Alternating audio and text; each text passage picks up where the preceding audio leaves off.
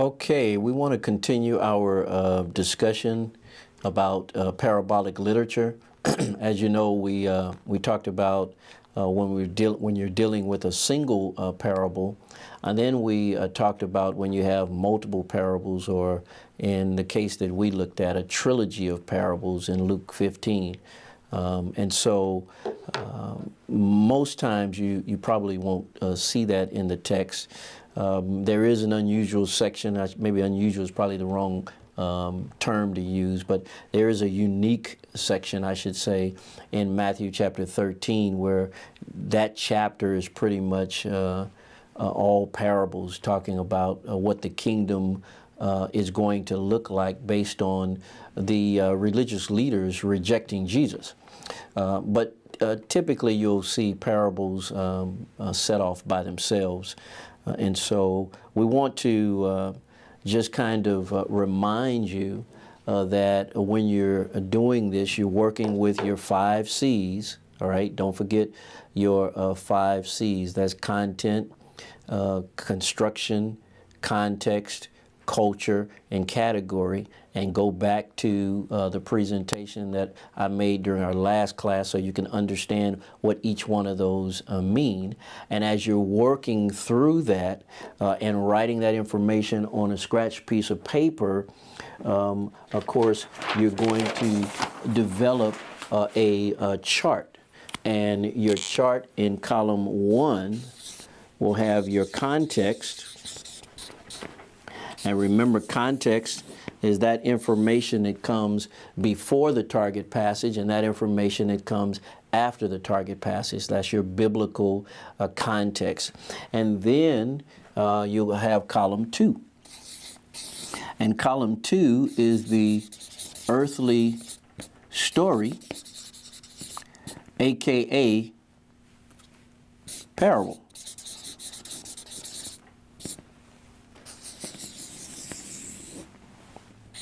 And then, of course, we said in column 3 will be your heavenly meaning, aka interpretation.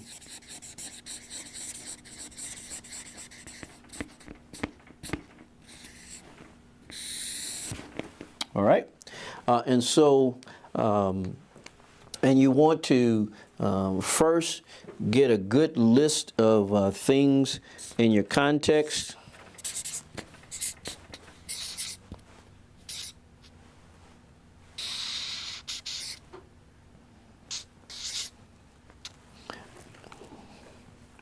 Then you want to have a number of elements under your earthly story.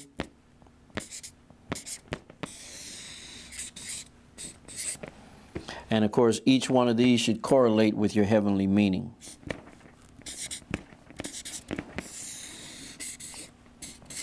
All right, and so that's what we've been talking about, just to kind of bring you up to speed and to remind you of our earlier discussion.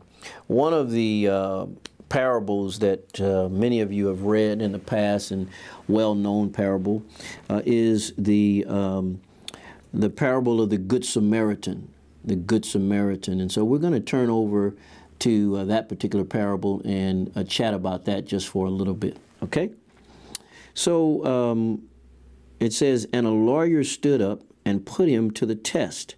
So right away, a part of the context is you have this lawyer that is testing somebody. We don't know yet, because it says put him to the test. Him probably is Jesus, but we don't know that yet because we haven't read Jesus or who he's identified, but we can probably say that he's testing Jesus. Saying, teacher, what shall I do to inherit eternal life? And so in this case, he's testing the teacher. And of course, if you go before this passage, you'll know that the teacher is Jesus. So if you look at the biblical context prior to the context of the parable, you would know that this is Jesus. He said to him, he meaning Jesus, what is written in the law? How does it read to you? And so the lawyer responds, you shall love your neighbor, you shall love the Lord your God with all your heart and with all your soul and with all your strength and with all your mind, and your neighbor as yourself. So that's what the lawyer responds. So he says, and he said to him, you have answered correctly. Do this, you will live. And so so basically he's saying, do this, meaning love, and he would live. So love requires action, all right? And so he says, do this, go do this.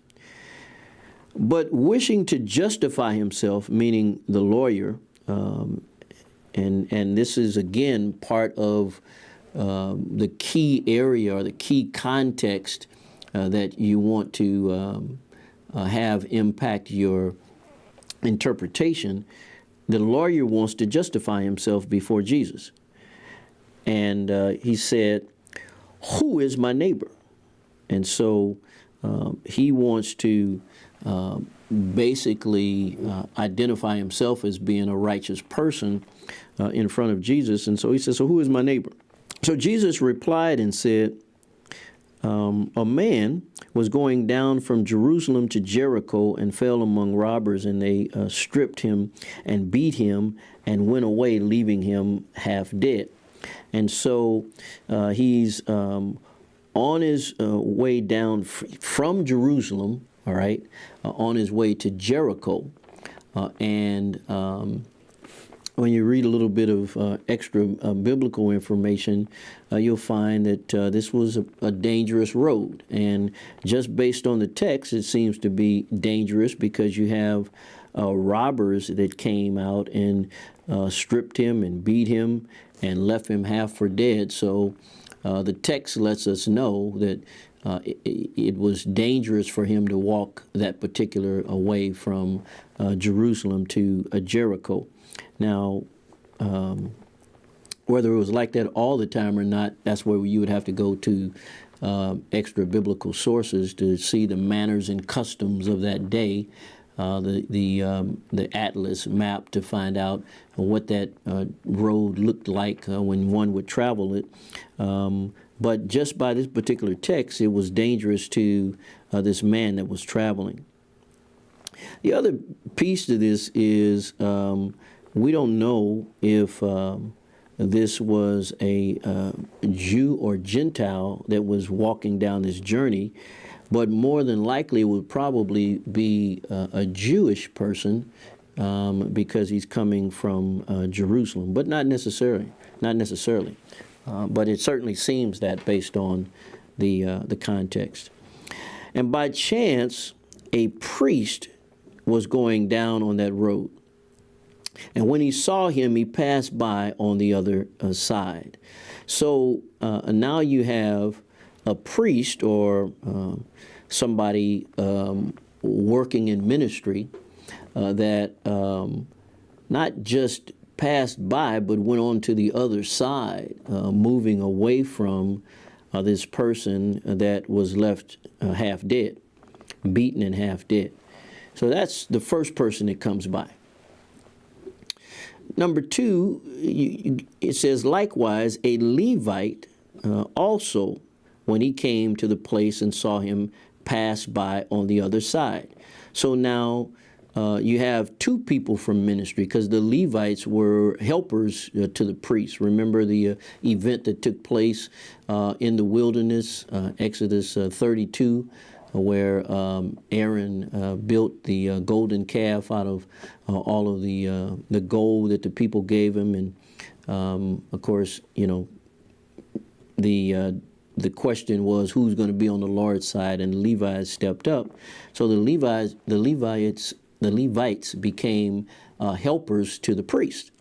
So now you have two people in ministry that have not just passed by, but have gone on the other side. So Jesus is really, I believe, hammering the point of how these religious leaders, both the priest and the Levite, has rejected the person that really needs help. verse 33. He says, "But a Samaritan who was on a journey came upon him, and when he saw him, he felt compassion." Now here we are. We have an even greater challenge, because remember, Jesus is dealing with this lawyer. He's in the midst of a Jewish group of people, and the Samaritans were a population of mixed race people. They were, remember, when there was a divided kingdom, first it was a united kingdom under Saul, David, and Solomon's rulership. And then after Solomon died and his son Rehoboam took over, the kingdom was split. And so 10 tribes went to the north and 2 tribes stayed in the south. The tribes in the north were known as Israel, and the 2 tribes in the south were known as Judah. Judah and Benjamin were the 2 tribes. The other 10 tribes went to the north and basically refused to come to Jerusalem. So here you have, and so in 722 BC, the Assyrians came in and captured the Israelites in the north, took them into Assyrian captivity, and they never came out as a nation, but instead they intermarried and became Samaritans. All right, so a mixed race of Assyrians and Jews, and they became Samaritans. Of course, you know, the great discussion with Jesus and the woman at the well. She was a Samaritan, and the big question was, you mean you're going to ask me for water and I'm a Samaritan? So there was great enmity, hatred between the Samaritans and the Jews. It was said that the Jews would walk around Samaria rather than going through Samaria because of the disdain and disagreement with him. And so now you have this guy that really is hated by Jews. And he comes, and it says a Samaritan who was on a journey came upon him, meaning the guy that has been left for half dead. And it says, and when he saw him, he felt compassion.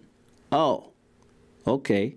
So now he has a different reaction than the 2 Jewish religious leaders, the priest and the Levite. The one that you would think will not only walk on the other side, but, you know, try to find a whole different route to avoid having to help this particular person that has been left half dead, who's probably Jewish based on the context. Instead, he has compassion. An outsider, an outcast, has compassion for somebody that he should not. Verse 34. And came to him and bandaged up his wounds, pouring oil and wine on them, and he put him on his beast, brought him to an inn, and took care of him. So he's gone well beyond what we might call the call of duty.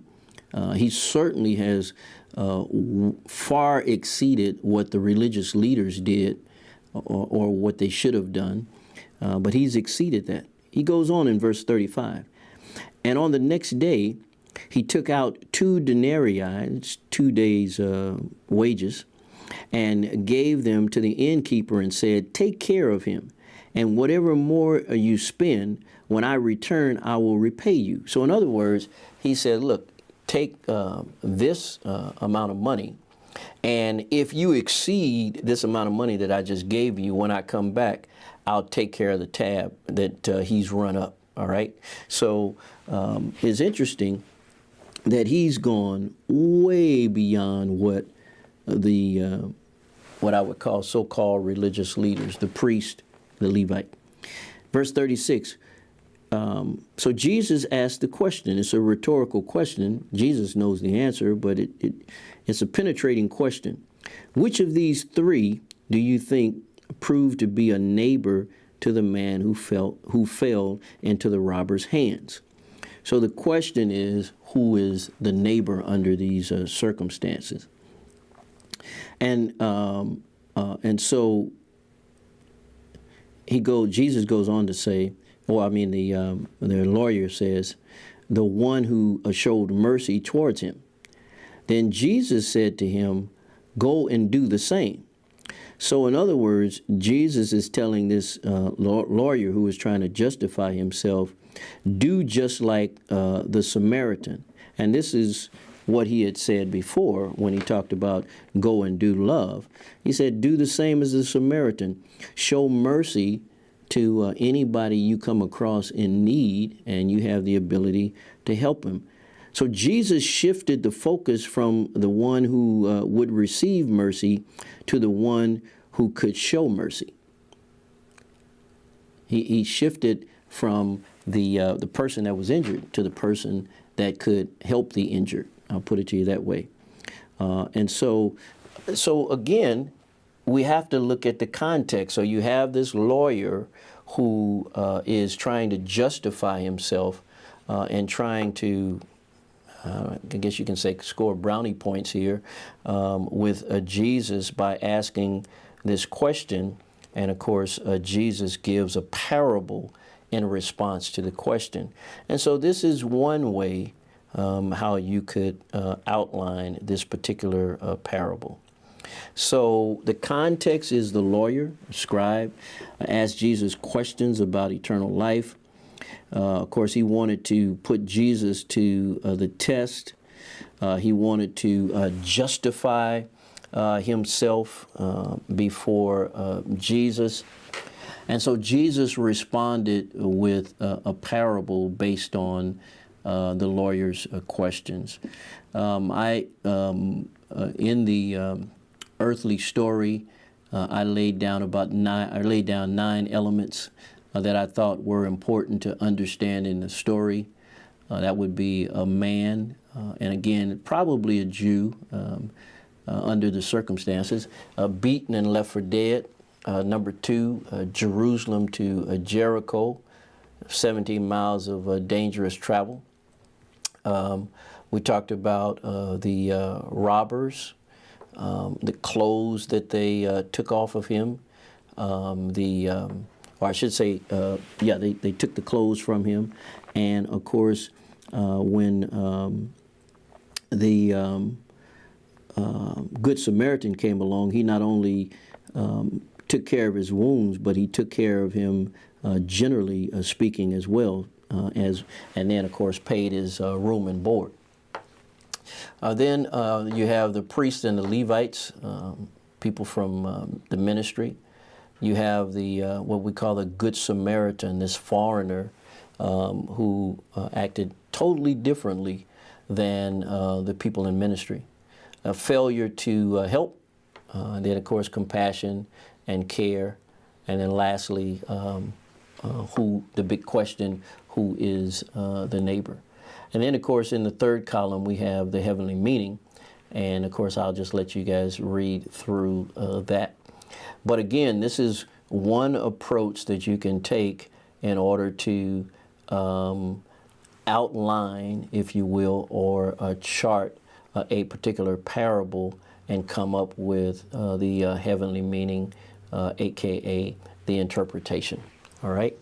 And so we can, again, pause for a while and let you meditate on what we just shared with you, and we'll come back and chat about that in a few minutes.